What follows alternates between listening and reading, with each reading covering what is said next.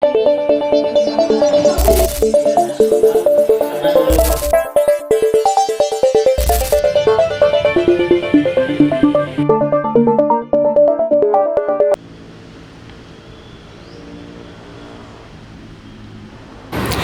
siang, saya Susilawati, wartawan SIG News. Saat ini saya sedang berada di Pokja Wartawan Provinsi Banten, yang dimana saya akan mewawancarai salah satu wartawan yang ada di sini untuk menanyakan profesi kewartawanannya. Selamat siang Kak, sebelumnya boleh memperkenalkan diri dulu sama dari media apa ya? Saya Khairul Anwar, kalau dipanggil biasanya dipanggil Anwar, dari jurnalis IDN Times. Langsung boleh ya ke pertanyaannya. Di sini ada beberapa pertanyaan. Yang pertama itu, selama Kak Anwar bekerja, udah berapa lama gitu sebagai wartawan, dan jenis liputan apa yang sering diikuti gitu? Saya di jurnalis sejak 2017. Awal mula liputan di pemerintahan, lalu sejak di media nasional, karena dulu awal-awal di lokal, sekarang sejak 2018 di nasional mulai rutin liputan di hukum kriminal biasanya, kalau nggak di pemerintahan lah, karena nasional itu skupnya cukup luas, kita liputannya bebas, yang jarang kita sentuh ya cuma olahraga saja. Untuk in-depth reporting sendiri apa pernah dilakukan atau bagaimana? In-depth reporting saya pernah di 2021 pernah melakukan in-depth dan investigasi pada saat itu soal bantuan operasional madrasah BUP, kalau nggak salah, intinya itulah. Sama satu lagi soal parkir di Kota Serang pernah. Nah, bagaimana nih tanggapan Kak Anwar menghadapi tantangan dalam menjalani profesi Kak Anwar sebagai wartawan, seperti ketidakpastian jadwal atau deadline yang ketat?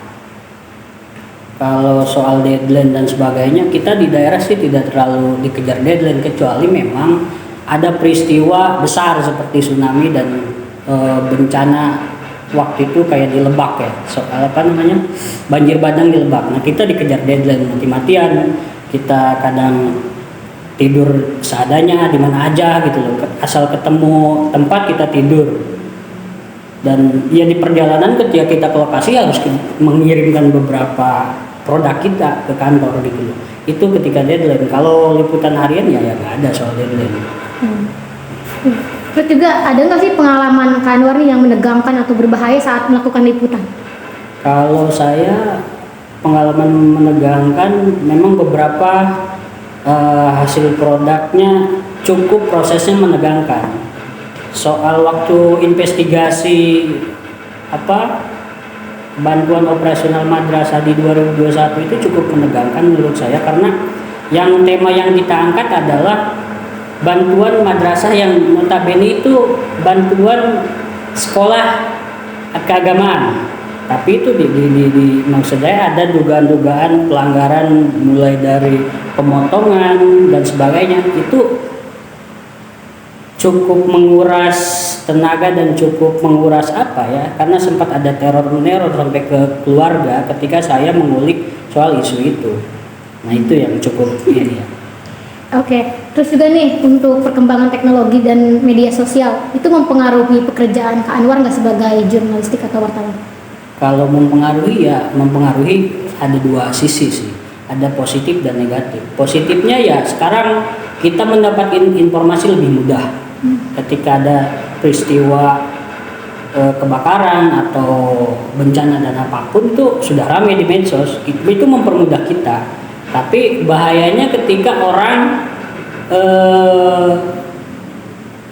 lebih mempercayai medsos ketimbang produk kita, itu bahayanya. Karena yang saat ini kekacauan misalkan di isu-isu politik dan sebagainya, karena itu kan termakan isu-isu medsos tanpa mereka melihat dari sisi jurnalisme. Karena kalau jurnalis kita harus mengecek lapangan, memastikan peristiwa itu benar atau tidak.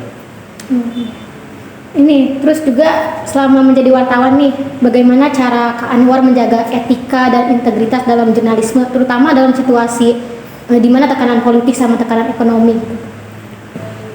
Kalau menjaga integritas sih penting ya. Karena pernah saya juga waktu itu menulis soal operasional pabrik oli di Kota Serang. Godaannya cukup lumayan, misalkan Anda stop berita ini, saya akan kasih sekian nominal dan sebagainya.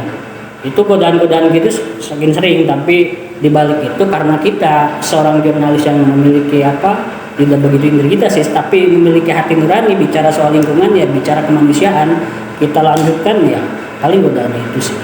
Ya. Terus ini juga nih, ada nggak sih momen tertentu yang membuat Kak Anwar nih merasa bangga sebagai wartawan? Merasa bangga sebagai wartawan adalah ketika produk kita dibaca orang, produk kita yang menjadi produk hukum juga, di mana hasil tulisan kita yang mampu menjerat orang-orang yang saya katakan ya jolim, bisa pejabat jolim, oknum-oknum jolim dan sebagainya. Termasuk ketika peristiwanya saya pernah menulis soal pelaku pencabulan di bawah anak dan itu korbannya difabel dibebaskan oleh polisi. Kita tulis peristiwa itu, kita ramaikan, dan walhasil alhamdulillah waktu itu pelaku ditangkap kembali. Menurut saya itu hal-hal yang penting dan hal cukup membanggakan bagi kita, bisa membantu korban gitu. Oke, ini pertanyaan terakhir ya Kak Anwar. Untuk ini ada nggak sih pelajaran penting atau saran yang dapat Kak Anwar sampaikan nih kepada calon wartawan baru atau wartawan jurnalis baru gitu untuk memulai karir? Saran saya sih bagi calon jurnalis muda, pertama ya harus belajar bagaimana etika jurnalisme, mulai dan memahami situasi, kondisi dan bagaimana tujuan jadi jurnalis itu apa. Karena kebanyakan sekarang itu orang jadi wartawan hanya untuk mencari jaringan, link dan sebagainya, tanpa dia tahu memahami apa sih inti dari atau arti seorang jurnalis gitu. Itu yang saran saya, karena profesi jurnalis itu sangat seksi. Kita nih duduk dengan presiden bisa satu kursi, duduk dengan petani pun bisa satu kursi. Kita di semua kelas ada, makanya rawan disalahgunakan profesi kita dan banyak godaannya.